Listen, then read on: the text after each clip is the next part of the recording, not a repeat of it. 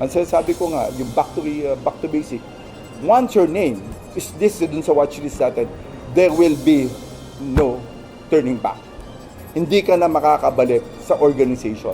Kung ang mga gabinete ng pamahalaan ay pinaghahain ng courtesy resignation ng Pangulo para sa pagsisimula ng pagbabago, ang pamunuan ng Philippine National Police mayroong utos na go back to basics para sa mga pulis. Ayon kay PNP Chief Police General Romel Francisco Marbil, ito ay reforma na naglalayong patibayin ang disiplina, paigtingin ang profesionalismo at tugunan ang suliranin sa loob ng organisasyon. Bukod sa pagsasaayos ng recruitment process at pagsasanay sa mga pulis, isa pa sa nakikitang kailangang alamin ng PNP ay ang dahilan kung bakit maraming pulis ang nasasangkot sa katiwalian gaya ng robbery at extortion. Bakit ang dami namin na involved na pulis? Marami kami. Baka may pagkukulang yung mga tao natin. Ano ba, nabibigay ba natin yung tamang gasolina? Nabibigay nyo ba tamang MOEs natin?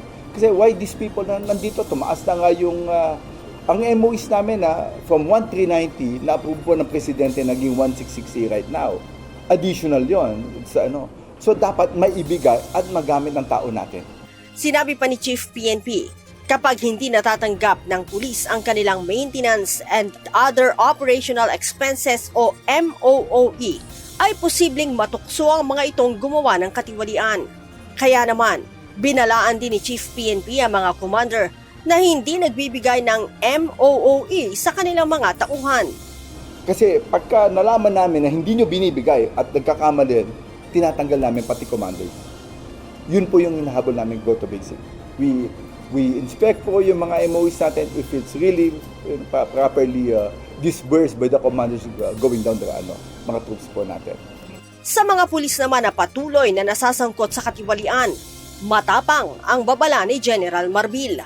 Once your name na nakalagay doon, you're involved in certain anomalies and it was confirmed, hindi ka lang namin nahuli, hindi ka na ma-promote at hindi ka na makakabalik dun sa unit na ganong ginagawa mo. Hindi na namin pwede na ikaw maloko, ililipat ka namin, hindi na. Pagka nilagay ka namin, lagay ka sa pihaw, you just wait for your retirement. You're out. Nais din ni Chief PNP na maitaas ang kaalaman ng mga pulis sa batas para magawa ng maayos na mga ito ang kanilang trabaho. Meron kaming mandatory continuous learning education about the law. Yun po yung gusto natin. So continuous po yung mga mangyayari sa pulis natin. Na pagka yung pulis natin na nawala, ay hindi ka makakahabol sa training. Ito po yung gusto natin. Dagdag ni Chief PNP, dapat na nakaangkla sa tunay na pangangailangan ng taong bayan at aktwal na sitwasyon sa paligid ang ginagawa ng mga pulis para sa pagkakaroon ng kaayusan, kapayapaan at upang maibalik ang tiwala ng publiko sa PNP. Leia Ilagan, UNTV, News and Rescue.